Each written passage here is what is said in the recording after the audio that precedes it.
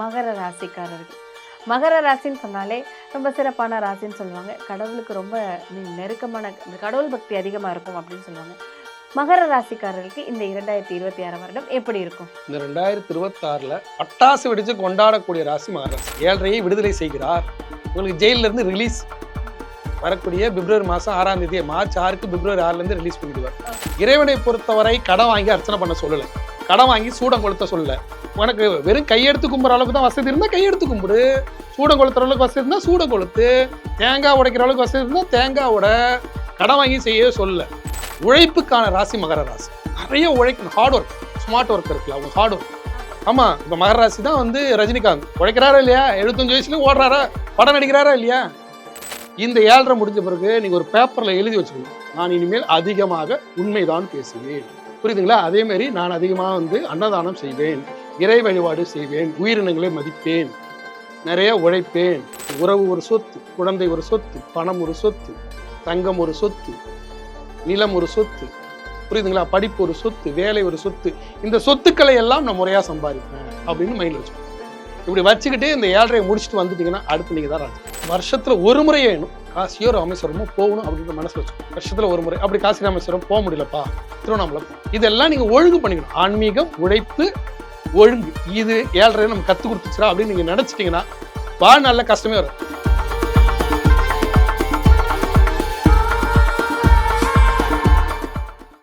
இரண்டாயிரத்தி 26 ஒவ்வொரு ராசிக்காரர்களுக்கும் எப்படி இருக்கும் பார்த்துட்டு இருக்கோம். அதுல குறிப்பா மகர ராசிக்காரர்கள். மகர ராசின்னு சொன்னாலே ரொம்ப சிறப்பான ராசின்னு சொல்லுவாங்க. கடவுளுக்கு ரொம்ப நெருக்கமான கடவுள் பக்தி அதிகமா இருக்கும் அப்படின்னு சொல்லுவாங்க. மகர ராசிக்காரர்களுக்கு இந்த 2026 வருடம் எப்படி இருக்கும்? இந்த 2026ல பட்டாசு வெடிச்சு கொண்டாடக்கூடிய ராசி மகர ராசி. தீபாவளி தான் போங்க அப்படிங்கிற மாதிரி. ஃபர்ஸ்ட் பகவான் என்று சொல்லக்கூடியவர் சனி பகவான். பகவான் என்ற வார்த்தைக்கு சொந்தக்காரர் சனி பகவான் தான். அதனாலதான் சனீஸ்வர பகவான் நம்ம சொல்றோம். ஈஸ்வர பட்டம் வாங்கிய ஒரே நவகிரக மூர்த்தி அவர் தான். அவர் 7.5 பிடிச்சி விட்டுறார், 7.5 விடுதலை செய்கிறார். உங்களுக்கு ஜெயில இருந்து ரிலீஸ் வரக்கூடிய பிப்ரவரி மாதம் 6ஆம் தேதி, மார்ச் 6க்கு பிப்ரவரி 6லேருந்து ரிலீஸ் பண்ணிடுவார். அப்போ ஜெயில் ரிலீஸ்னா நீங்கள் என்ன பண்ணுவீங்க? 7.5 வருஷம் ஜெயிலில் போட்டா இருப்பா, திருப்பி ரிலீஸ் பண்ணாலும் சந்தோஷப்படுவோமா இல்லையா? அப்போ ஃபர்ஸ்ட் நம்ம என்ன பண்ணணும், அந்த ரிலீஸை எப்படி கொண்டாடணும் அப்படின்னா மார்ச் மாதம் 6ஆம் தேதிக்குள்ள, புரியுதுங்களா? மார்ச் மாதம் 6ஆம் தேதிக்குள்ள நேராக புறப்பட்டு போங்க, அண்ணாமலையாரை போய் பாருங்க. அண்ணாமலையார் ஆண்டு, இந்த ஆண்டு ஒண்ணுமே வேணாங்க, அண்ணாமலையாரை போய் பாருங்க. அண்ணாமலையாரை பார்த்து எந்த நாளும் இருக்கலாம், எல்லா நாளும் நீங்க நடக்கலாம். கிரிவலம் நடந்துட்டு நேரா கோபுரத்துல தரிசனம், அண்ணாமலையார மலையை பாக்குறீங்க, சுத்தி வரீங்க, சுத்தி வந்துட்டு கரெக்டா ஈசானிய லிங்கத்துக்கு ஒரு அர்ச்சனை பண்ணிட்டு, ஐயா பகவானே உங்க ஆளு என்ன பிடிச்சாரு, 7.5 வருஷம் வச்சு செஞ்சாரு, இப்ப கொஞ்சம் விடுறாரு, இனிமேலுக்கு நான் நல்லா இருக்கணும் அப்படின்ட்டு அங்க முடிச்சுக்கோங்க. முடிச்சுக்கிட்டு வெளியே வாங்க. வெளியே வந்தீங்கன்னா நம்ம ஈசானிய ஞானதேசிக சுவாமிகள் இருப்பாங்க, அந்த மடத்துல அவருக்கு ஒரு அர்ச்சனை பண்ணுங்க. வெறும் தரிசனம் பண்ணுங்க. இறைவனை பொறுத்தவரை கடன் வாங்கி அர்ச்சனை பண்ண சொல்லலை, கடன் வாங்கி சூடம் கொளுத்த சொல்லலை. உனக்கு வெறும் கையெடுத்து கும்புற அளவுக்கு தான் வசதி இருந்தால் கையெடுத்து கும்பிடு, சூடம் கொளுத்துற அளவுக்கு வசதி இருந்தால் சூடம் கொளுத்து, தேங்காய் உடைக்கிற அளவுக்கு வசதி இருந்தால் தேங்காய் உட, கடன் வாங்கி செய்ய சொல்லலை. நீ ஆத்மார்த்தமா வணங்குன்னு தான் சொல்றாங்க. அப்போ கும்பிட்டுட்டு அங்கேயே அந்த இடத்துல உட்காந்து யோசிங்க, 7.5 வருஷத்துக்கு முன்னாடி என்ன இருந்துச்சு லைஃப்ல, இப்போ என்ன போச்சு, மீண்டிப்பேட்டை மட்டும் என்ன இருக்கு. ஒரு விஷயம் போச்சுங்க, 7.5 வருஷத்துக்கு முன்னாடி நான் கார்ல போயிட்டு இருந்தேன், பென்ஸ் கார். அப்புறம் பென்ஸ் கார் போச்சு, அதுக்கப்புறம் நான் பென்ஸ் காரை வித்துட்டு அந்த ஒரு படத்துல விவேக் லாரியை வித்துட்டு ஒண்ணா வாங்கிட்டே கடைசியில ட்ரை சைக்கிள் மாதிரி வாங்குவாங்க. அந்த மாதிரி இப்ப என்கிட்ட வெறும் ஸ்கூட்டி தான் இருக்கு, என்கிட்ட வெறும் பைக் தான் இருக்கு. ஓகே, இதை வச்சு என்ன பிழைக்க முடியும்? வீடெல்லாம் வித்துட்டேன், வெளியூர் வந்துட்டேன், இப்ப வீடு இருக்கு, இதை வச்சு என்ன பிழைக்க முடியும்? இப்ப எனக்கு என்ன, இப்ப என்னோட தனித்திறன் ஆற்றல் என்ன இருக்கு? இப்ப இந்த நேரத்துல நான் இப்ப சென்னையில இருக்கேன், பெங்களூர்ல கம்பெனி வேலை கிடைச்சி அது நல்லா போனா போகும். அப்ப என்ன இருக்கோ அதை வைத்து தயார்படுத்தப்பார். 7.5 முடிச்சுட்டு போறாரு இல்லையா, அப்போ உங்களுக்கு ஒரு வாய்ப்பை கொடுப்பார். அப்ப அதுக்கான வேலை, அதுக்கான வாய்ப்பை கொடுப்பார். அந்த வாய்ப்பை கட்டியா பிடிச்சிட்டு அதுல மேல போயிருங்க. ஒண்ணு. ரெண்டாவது, ரொம்ப ரொம்ப பிடிச்ச விஷயம், இந்த 7.5 முடிஞ்ச பிறகு 7.5 நிறைய கத்துப்பீங்க. அதுல ரொம்ப பிடிச்ச விஷயம் என்னன்னா, உழைப்புக்கான ராசி மகர ராசி. நிறைய உழைக்கணும், ஹார்ட் ஒர்க், ஸ்மார்ட் ஒர்க் இருக்குல்ல, அவங்க ஹார்ட் ஒர்க். ஆமா, இப்ப மகர ராசி தான் ரஜினிகாந்த் உழைக்கிறாரா இல்லையா, 75 வயசுலயும் ஓடுறாரா, படம் நடிக்கிறாரா இல்லையா, உழைச்சுதான் ஆகணும். உழைப்புக்கான ராசி மகர ராசி. அப்ப வேர்வை வர மாதிரி நீங்க உழைச்சே ஆகணும், அது ஒரு வழியே இல்லை. ஸ்மார்ட் ஒர்க் பண்ண முடியாது. இப்ப மிதுன ராசிக்காரன் ஒருத்தருக்கான ஸ்மார்ட் ஒர்க் பண்ணலாம், அவனுக்கு உழைப்பை விட மூளை அதிகம்.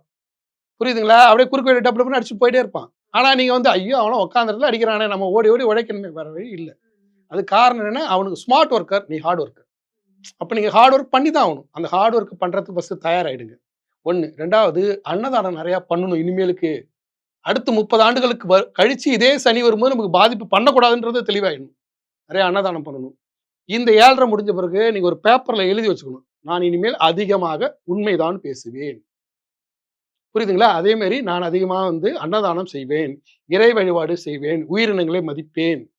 நிறைய உழைப்பேன். அறிவையும், உழைப்பையும் பயன்படுத்தி சம்பாரிப்பேன். இப்படியாக உங்களுக்குள்ள ஒரு ரூல்ஸ் வச்சுக்கணும். ரூல்ஸ் வச்சுக்கிட்டு பயணம் பண்றது. 7:30 முடிஞ்சு நீங்க கால் எடுத்து வைக்கிறீங்க. பயணம் பண்றதுக்கு தயாராகணும். 1. 2வது உறவுகளை மதிப்பேன். உறவு ஒரு சொத்து. குழந்தை ஒரு சொத்து. பணம் ஒரு சொத்து. தங்கம் ஒரு சொத்து. நிலம் ஒரு சொத்து. புரியுதுங்களா? படிப்பு ஒரு சொத்து. வேலை ஒரு சொத்து. இந்த சொத்துக்களை எல்லாம் நான் முறையா சம்பாரிப்பேன் அப்படின்னு மைண்ட்ல வச்சுக்கணும். இப்படி வச்சுக்கிட்டு இந்த 7:30 முடிச்சுட்டு வந்துட்டீங்கன்னா, அடுத்து நீங்க தான் ராஜா. அதே மாரி இந்த 7:30 முடிஞ்சுட்டு வர நேரத்துல வாய்ப்பு இருந்தா ஒரு முறை காசி போயிட்டு வாங்க. இல்ல ராமேஸ்வரம் போயிட்டு வாங்க. காசி ராமேஸ்வரம் போயிட்டு இந்த 7:30 முடிஞ்ச நேரத்துல 10 பேருக்கு நீங்க இப்ப காசி போறீங்கன்னா, காசில இருந்து அன்னபூர்ணி சிலை ஒரு பிளேட் இருக்கும். ஒரு மொத்தமாவே ஒரு ரூ. 100 ரூ. 150 வரும். அன்னபூர்ணி குட்டியோண்டு ஒரு அன்னபூர்ணி ஒரு சிலை ஒரு 10 பேருக்கு வாங்கிட்டு வந்து தானம் கொடுங்க. தானம் ஆமா. குடுக்கலாம். ஓகே. அவங்களுக்கு என்னைக்குமே இந்த வயித்துக்கு பஞ்சனம் வராது. அன்னபூர்ணி சிலை வாங்கிட்டு வந்து 10 பேருக்கு தானம் கொடுங்க. அதே மாரி இதுக்கு போனா காசிக்கு போனாலும் சரி, ராமேஸ்வரம் போனாலும் சரி போயிட்டு வாங்க. அதே மாரி வருஷத்துல ஒரு முறையேனும் காசியோ, ராமேஸ்வரமோ போகணும் அப்படின்ற மனசுல வச்சுக்கோங்க. வருஷத்துல ஒரு முறை. அப்படி காசி, ராமேஸ்வரம் போ முடியலப்பா, திருவண்ணாமலை போணும். இதெல்லாம் நீங்க ஒழுங்கு பண்ணிக்கணும். ஆன்மீகம், உழைப்பு, ஒழுங்கு. இது 7:30 நமக்கு கத்து குடுத்துச்சுடா அப்படின்னு நீங்க நினைச்சிட்டீங்கன்னா, வாழ்நாள்ல கஷ்டமே வராது. எப்போதுமே 7:30 எங்க குருநாதர் எனக்கு சொல்லிக் குடுத்த விஷயம் என்னன்னா, 7:30 பிடிக்கிறதுக்கு முன்னாடியே செம திமிரா இருப்பான் ஒருத்தன்.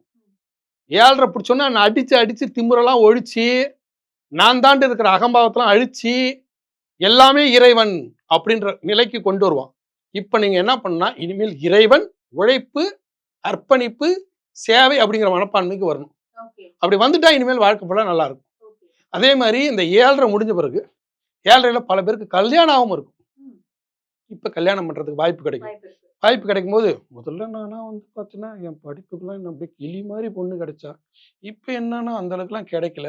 உன் பிராப்தம் அவ்வளோதான் அப்படின்னு நினைச்சு கட்டிக்கணும். அதை விட்டுட்டு மீண்டும் நீ கிளி மாதிரி தேடிக்கிட்டு இருந்தீங்கன்னா, அப்புறம் நீ கிழவனா தான் போகும்.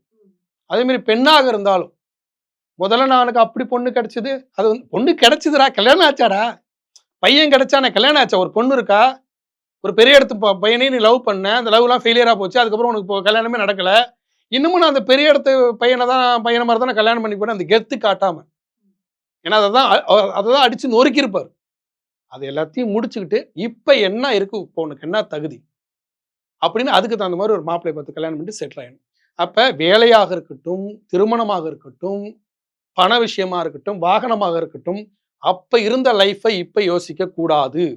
இப்ப என்ன இருக்கோ அதை வச்சு பிழைக்கிறதுக்கு உழைக்கிறதுக்கு தயாராகணும். ஆணா இருந்தாலும் பெண்ணாக ஆமா, இருந்தாலும். ஒரே ரூல். 7:30 புடிங்கிட்டாரு. மீதி என்ன இருக்கு, இதுல என்ன ஜெயிக்க முடியும் அப்படின்னு யோசிச்சுட்டா இனிமேல் வரும் காலம் சிறப்பா இருக்கும். இப்ப குடுக்குறாரு இல்லையா, 7:30 முடிச்சுட்டு குடுக்குறாருல, ஒண்ணுமே இல்ல. அப்ப நீங்க ஒரு பெரிய இடத்து பொண்ணை கல்யாணம் பண்ணலாம் நினைச்சிருப்பீங்க, அழகாவும் இருப்பாங்க. இப்ப அதெல்லாம் முடிஞ்சு போச்சு, லவ் ஃபெயிலியர் ஆச்சு, இல்ல அது ஏதோ ஒரு தடையாயிடுச்சு. இப்போ உன்னுடைய தகுதிக்கு தகுந்த மாதிரி ஒரு பொண்ணு கிடைக்கல, தகுதிக்கு கம்மியா கூட இருக்கும். ஆனா அந்த பொண்ணை கல்யாணம் பண்ணிப்ப, அழகான குழந்தை பிறக்கும். அதுக்கப்புறம் அந்த பொண்ணுடைய பாசத்தாலையும் உன்னுடைய அர்ப்பணிப்பாலையும் இந்த 7:30ல கத்துக்கிட்ட உண்மையாலையும் நல்லா உழைச்சி பெரிய லெவலே போயிடுவேன். மகர ராசிக்காரர்களுக்கு இனி வந்து தங்கமான நேரம், தங்கமான காலம். யோசிச்சு முடிவெடுக்கணும். எது பண்ணாலும் சிறப்பா எது பண்ணாலும் உங்களுக்கு சாதகமா பண்ணி கொடுப்பாரு அந்த திருவண்ணாமலையான் அப்படிங்கிறத சார் சிறப்பா சொல்லியிருக்காரு. தொடர்ந்து பேசுவோம். நன்றி. நன்றிப்பா.